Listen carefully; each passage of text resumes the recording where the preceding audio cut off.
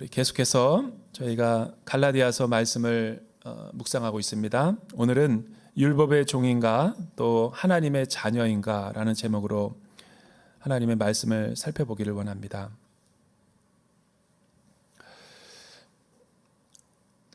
아주 고전적인 영화이죠. 모두가 다 좋아하고 1956년에 이제 아마 만들어진 이 고전 중에 고전적인 영화이지만 2017년도에 아마 리메이크가 좀 돼서 새롭게 또 우리에게 컬러로 이렇게 볼 수 있는 그런 영화인 것 같아요. 사운드 오브 뮤직이라고 그 영화를 보지 않았어도 이름은 안 들어본 분이 있다면 그건 거짓말일 거예요. 그죠? 다 우리가 어떤 경로를 통해서든지 우리가 다 한두 번은 보고 듣고 한 아주 영화 중에 잘 만들어진 수작이라고 생각합니다.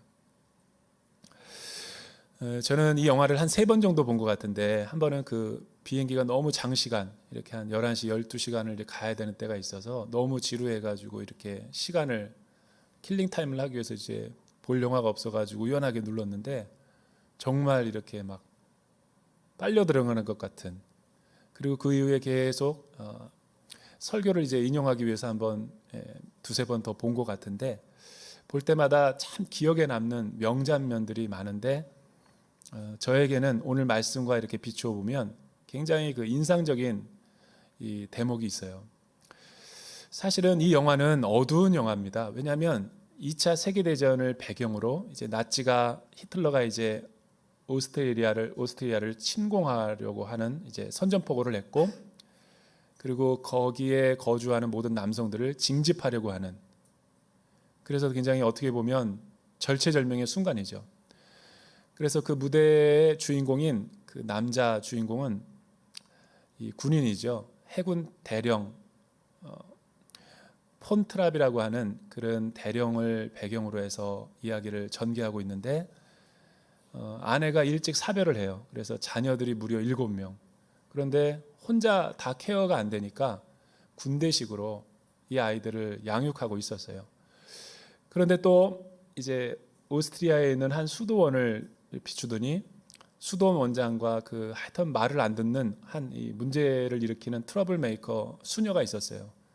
천성으로 기질상 수녀는 안 맞는데 굉장히 조이풀하고 활기가 넘치고 기쁨과 늘 에브리데이 페스티벌 매일매일이 그냥 그렇게 기쁠 수가 없어요, 이분은. 그러니까 수녀랑 안 맞죠. 개신교로 넘어왔더라면 좀 맞았을 텐데 뭐 이렇게 고독 훈련하라고 침묵 훈련하라니까 항상 말씀만 피우는 거예요.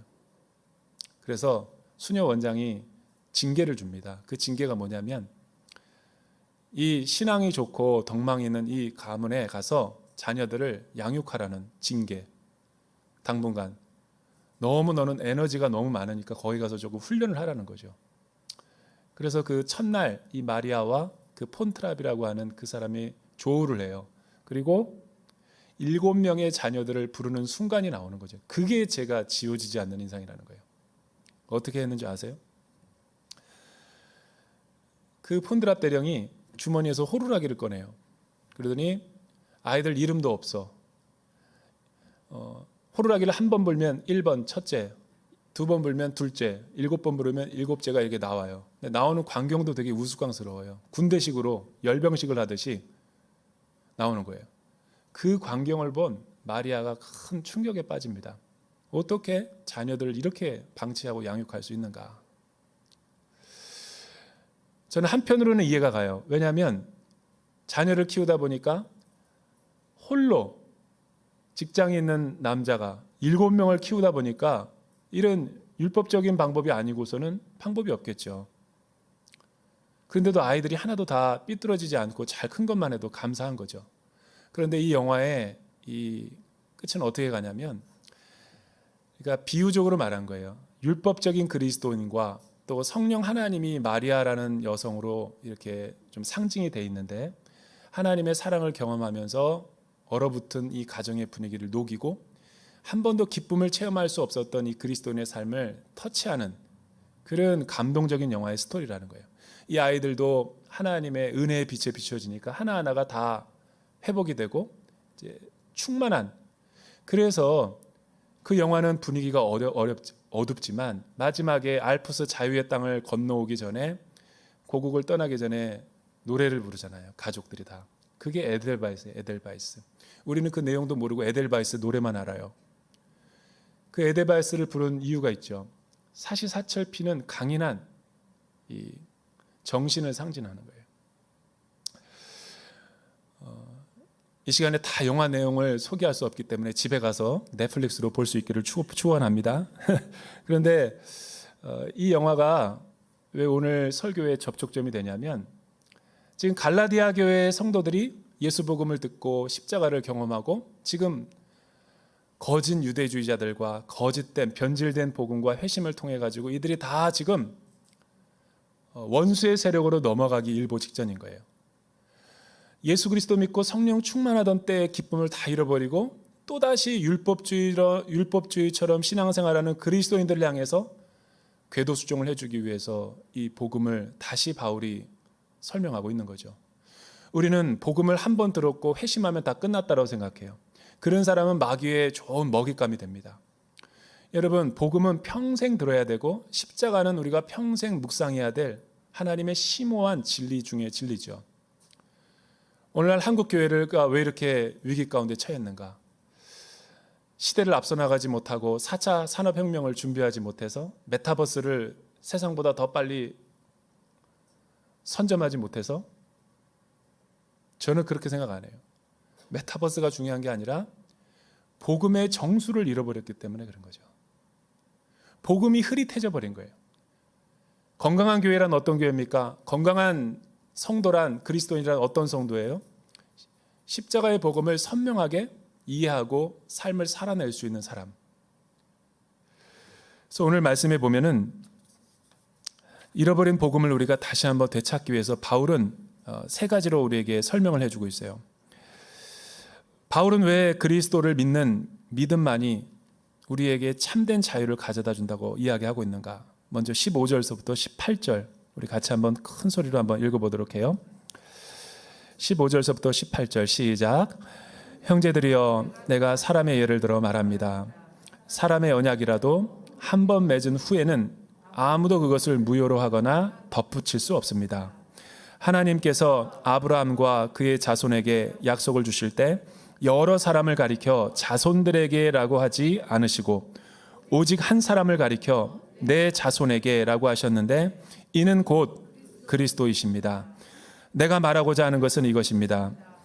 430년 후에 생긴 율법이 하나님에 의해 미리 정해진 언약을 무효화해 그 약속을 취소할 수 없다는 것입니다. 만일 유업이 율법에서 난 것이라면 그것은 더 이상 약속에서 난 것이 아닙니다. 하나님께서는 은혜로 약속을 통해 아브라함에게 유업을 주셨습니다. 안디옥 사건에서 일어난 복음의 스캔들, 그거를 이제 더 확장해서 설명해 주는 우리 바울 사도의 모습이 나타나고 있죠. 안디옥에서 무슨 일이 벌어졌나요? 기둥같이 여기던 예루살렘 교회의 수석 제자였던 베드로와 또 야고보에게 의해서 예수님의 동생 야고보가 보낸 어떤 사칭하는 사람들의 유대 율법주의자들, 그리고 그와 함께 친교를 갔다가 안디옥 교회의 담임 목사였던 바나바와 또 그를 추종하는 모든 안디옥 교회 성도들이 한 사람의 외식을 하는 모습을 통해서 전부가 다 돌아선 역사였어요. 그러니까 유대인과 이방인들이 함께 복음 안에서 하나가 됐다라는 언약을 깨버리고 다시 율법주의처럼 그들과 교제하지 않는 것처럼 설명하는 것이 믿음을 설명하는 중요한 단초로 지금 이야기가 전개가 되고 있는 거죠. 바울은 왜 이것이 잘못됐다라고 선언하고 이야기하는 것입니까? 왜 그것은 참된 믿음이 아니라 거짓된 믿음이라고 이야기합니까? 그들은 어떤 주장을 펼치고 있냐면 예수도 좋고 믿음도 좋지만 이방인들의 믿음도 그들도 구원도 좋지만 그들의 구원은 불충분하고 또 우리가 믿는 십자가의 사건으로는 완전한 구원을 가질 수가 없고 거기에다가 할례와 또 모세의 율법과 어떤 의식을 같이 더해야지만 행위와 공로로 함께 해야지만 우리가 받은 구원이 충만해지고 완전해질 수 있다. 이 말을 뒤집어 보면 우리가 믿는 예수 그리스도의 복음은 불완전하다라는 거죠. 바울은 왜 여기에 동의할 수 없을까요? 그리고 왜 그들의 사상이 잘못됐다라고 이야기하는 겁니까?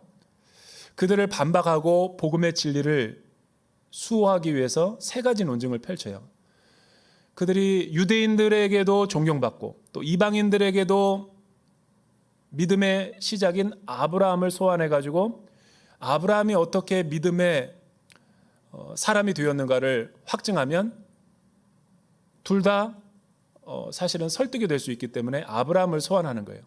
그래서 창세기 15장에 있는 1절서부터 14절에 있는 내용을 쭉 설명을 하면서 요약을 해주죠.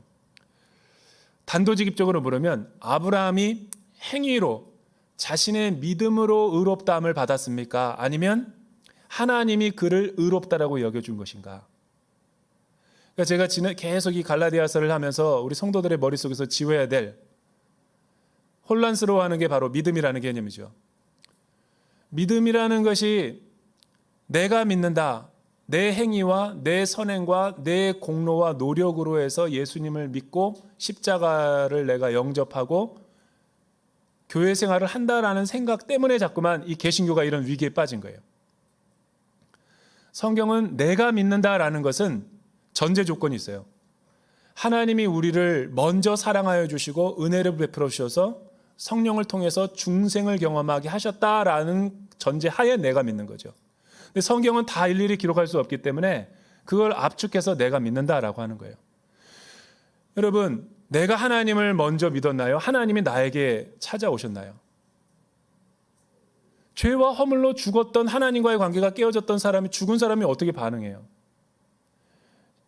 십자가를 통해서 예수 그리스도의 믿음을 통해서 우리를 살려놓으신 거죠. 구원받고 나서 보니까 내가 믿는 것 같은 거지. 구원받고 나니까 내가 하나님을 위해서 열심히 믿을 수 있는 거죠. 그런데 이거를 생략하고 자꾸만 내가 믿는다 그러니까 교회 와서 많은 교회론적인 문제를 일으키는 게 뭐예요? 다 예수 그리스도보다 머리가 되려고 하는 거예요. 교회 목회자들이 너무 많은 거예요. 머리 대신 그리스도라고만 해놓고 교회를 자기가 혼자서 다 아는 것처럼 생각하는 사람들이 많은 거예요. 이 개신교의 위기죠. 사실은 종교개혁의 뿌리는 그런 게 아니에요. 이신칭의의 믿음은 그런 게 아니라는 거죠. 믿음으로만 믿고 행함은 하나지도 않는 것도 아닐 뿐더러 또한 다시 율법주의로 돌아가서 자기 행위로 구원을 얻으려고 하는 공로주의도 아니라는 거예요. 그럼 뭔가 바울이 지금 그걸 설명하는 거죠. 아브라함의 믿음을 보면 하나님이 먼저 그에게 찾아오셔서 언약의 관계를 맺어주신 거예요. 그러나 이신칭의의 믿음으로 그가 구원을 받았다 그래서 완전한 삶을 살았는가? 그는 성경을 보면 계속해서 실수합니다. 완전해지기는커녕 오히려 더 허물투성이라는 것이 드러나요. 그런데도 하나님이 그를 향한 구원을 취소했는가? 그렇지 않아요. 우리의 믿음이, 이신칭의 믿음이 바로 그와 같다라는 거예요. 그러니까 아브라함이 하나님을 믿었다라는 것은 하나님의 끊임없는 아브라함을 향한 설득이요, 기다림이요, 하나님이 신뢰죠, 오히려. 그리고 그는 그 사랑 안에서 오히려 더 완전하게 세워져 가는 거예요.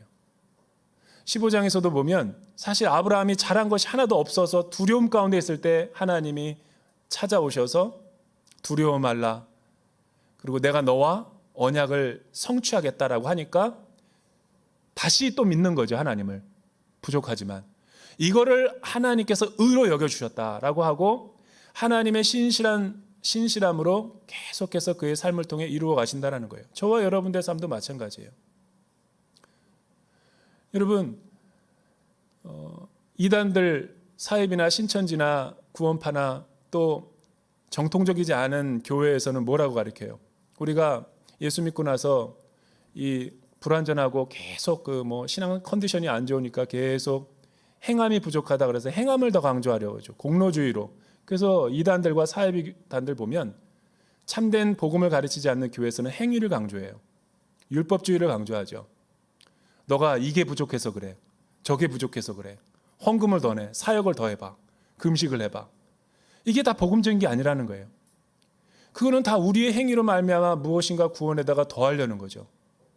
우리의 구원은, 성경에서의 복음은 우리의 공로가 하나도 없고 예수 그리스도의 십자가와 보혈, 그리고 하나님께서 화목제물 대신 그것을 믿음으로 인해서 우리가 하나님과 회복되고 거듭남을 경험한 거지, 그 외에 어떤 것도 이유나 구원의 근거가 될 수 없다라는 거예요. 그래서 바울은 이거를 강조하는 거예요. 아브라함이 하나님을 믿었을 때 상황을 보면 하나님께서 아브라함과 다시 언약을 맺어요. 재물을 가져오라고 그래서 쪼개서, 계약은 두 사람이 해야 되는 거예요. 아브라함과 하나님이 언약을 맺죠. 그리고 그 두 사람이 글로 지나가야지 원래 언약이 성립이 되는 거예요. 그런데 동물의 시신이 피를 보니까 신명기에서 말한 저주의 그 모습이 드러나니까 솔개들이 와서 계속 그 시신을 먹으려고 그러는 거예요. 중요한 순간에 아브라함이 내쫓죠. 그리고 나서 하나님의 횃불이 지나가는 거예요. 굉장히 의미심장한 대목이죠. 왜 하나님이 불이 지나간 줄 아세요? 아브라함이 지나가지가 않고? 아브라함은 지킬 수가 없습니다.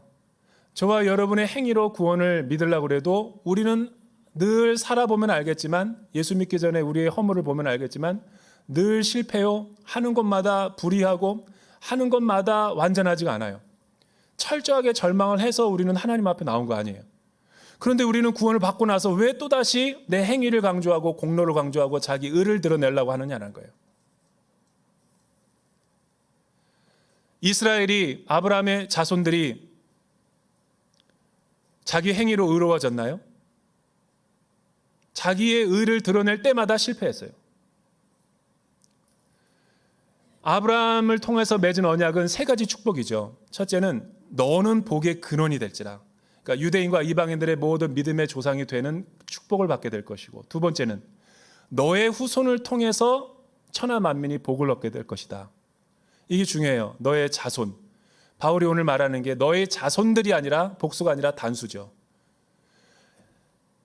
믿음이 없이 다메섹 사람 엘리에셀, 하갈의 몸종, 사라의 몸종 하갈을 통해서 먼저 행위로 했을 때 실패했죠. 그런데 하나님은 그가 약속의 자손이 아니라고 그랬어요. 이삭이었죠. 그때까지만 해도 이삭인 줄 알았어요. 이삭도 아니었어요. 모세도 아니었어요. 다윗도 아니었다고요. 누구예요? 십자가의 율법에 따라 다윗의 후손으로 오신, 아브라함의 후손으로 오신, 율법을 성취하시고 완성하신 십자가의 그리스도였다라는 거예요. 이거를 미리 지난주에 제가 아브라함에게 미리 복음을 전했더라라고 지난주에 말했죠.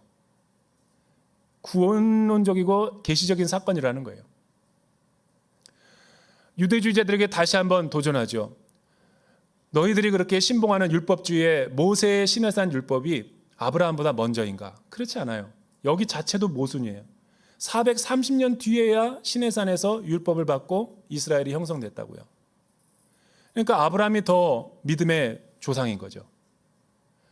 그리고 세 번째 약속은 가나안 땅에 이스라엘 백성들이 들어가게 될 것이고, 그때 시내산의 율법을 줄 것이다라는 거였어요. 율법이라는 것은 한시적으로 주신 거예요. 왜? 가나안 땅이 너무 타락했기 때문에 그들과 경계선을 유지하게 하기 위해서, 정체성을 심어주기 위해서 율법을 준 거라고요. 율법을 지킬 수 있어서 준 것이 아니죠. 율법은 이런 의미에서 세 가지 기능이 있어요. 잘못한 사람을 형벌을 주는, 두 번째는 예방 차원이 있죠.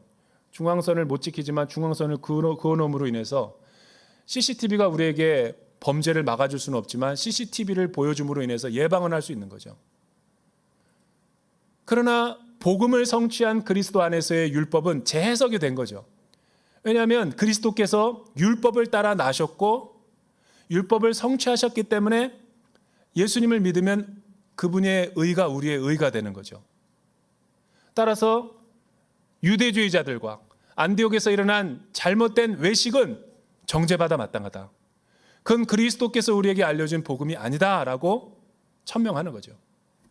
두 번째는 19절에서부터 24절 말씀이죠. 하나님께서 율법을 믿음에 오기까지 허락하신 거예요. 여러분 19절에서부터 24절 같이 한번 큰 소리로 읽어볼까요? 시작. 그러면 율법은 무엇입니까? 율법은 약속된 자손이 오시기까지 죄 때문에 더한 것입니다. 이 율법은 천사들을 통해 한 중보자의 손으로 주어졌습니다. 그 중보자는 한 편만을 위한 중보자가 아닙니다. 그러나 하나님은 한 분이십니다. 그러면 율법이 하나님의 약속과 상반되는 것입니까? 결코 그럴 수 없습니다. 만일 율법이 생명을 줄 수 있는 것으로 주어졌다면 분명히 의는 율법에서 났을 것입니다. 그러나 성경은 모든 것을 죄 아래 가두었습니다. 이는 믿는 사람들에게 예수 그리스도를 믿는 믿음에 근거한 약속을 주시기 위함입니다. 믿음이 오기 전에는 우리가 율법 아래에 매여 장차 계시될 믿음의 때까지 갇혀 있었습니다. 그래서 율법은 그리스도의 때까지 우리를 인도하는 선생이 됐습니다. 이는 우리로 하여금 믿음으로 의롭다고 인정받게 하려는 것입니다. 왜 자기 행위로 우리가 구원을 얻을 수 있는 자격과 조건이 안 됩니까?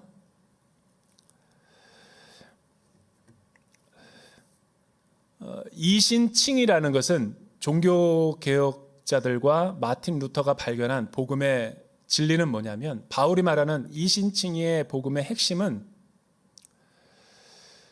우리가 죄를 짓지 않을 수 있을 만한 자격이 완전해서 의로워서 하나님이 우리를 의롭게 칭해 준 게 아니라는 걸 알아야지 정확하게 알 수 있는 거예요.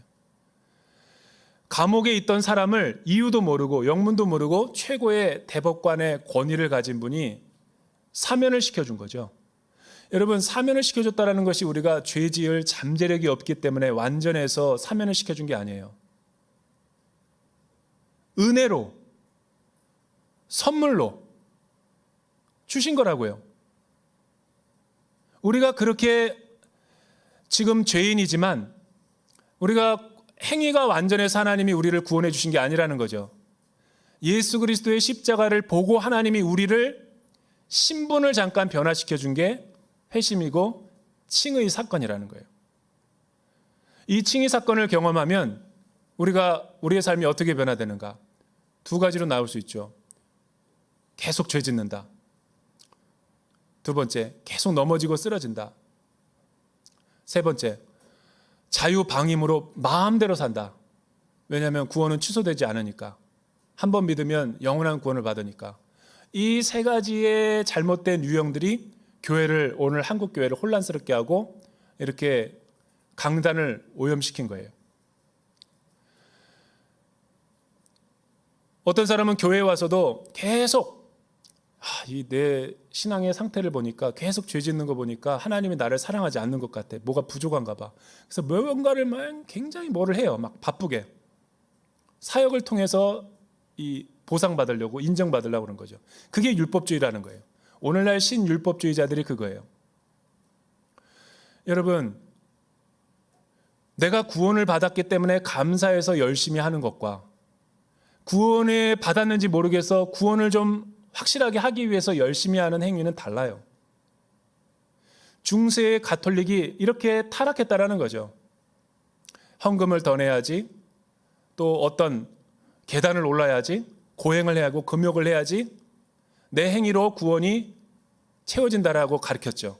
마틴 루터는 그걸 반대한 거예요. 믿음으로 말미암아 구원을 받는다는 거예요. 그때 믿음은 선물이지 내 행위가 아닌 거예요. 내 믿음도 아닌 거예요. 이신칭의 믿음은 내 삶이 은혜 받을 만한, 하나님이 나를 구원할 만한 조건을 보시고 한 게 아니라 십자가를 보시고 나를 그렇게 사면을 시켜준 거죠. 이렇게 구원을 기쁨을 경험한 사람들은 막 사느냐? 구원파나 신천지나 다른 복음을 가리키는 사람들은 그렇게 가르쳐요. 율법주의로 더 내 행위를 보완해야 된다. 혹은 신천지나 구원파처럼 한 번 구원받은 사람은 취소되지 않는다. 그래서 자유방임으로 마음대로 무도덕주의, 도덕 폐기론자, 율법은 필요 없다라는 식으로 살아요. 이게 다 잘못됐다라는 거죠. 또 이것도 반대로 해가지고 내 행위로 뭔가 더 열심히 해서 복음을 확증하려고 하는 신앙인들도 율법주의인 거예요.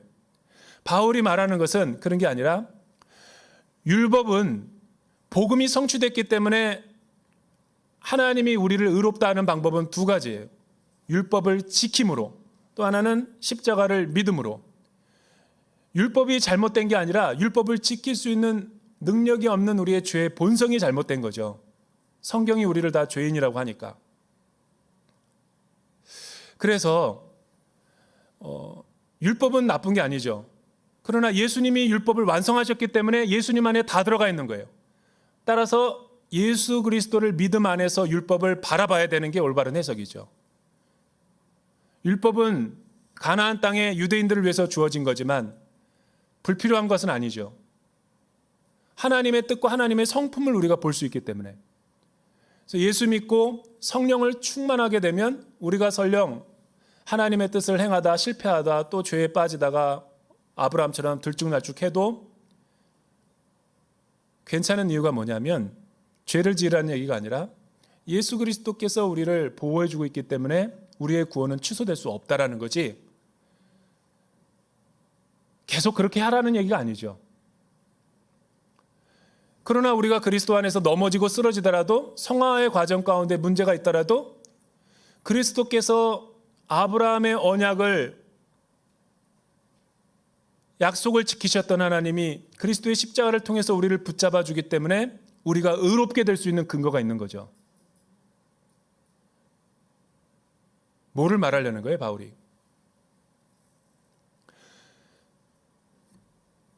율법은 왜 주어졌는가? 율법은 그림자고 믿음이, 복음이 실체라는 거예요. 예수 그리스도가 실체라는 거죠. 그래서 여러분, 가나안 땅은 성취가 됐죠. 하나님이 우리에게 주시는 영적인 가나안 땅은 하나님 나라예요. 그걸 유업이라고 말하는 거예요. 유업을 우리에게 받게 하시는 방법이 뭐냐면 율법이 아니라 믿음을 통해서인 거예요. 왜? 율법은 하나의 그림자고 몽학선생이라는 거예요.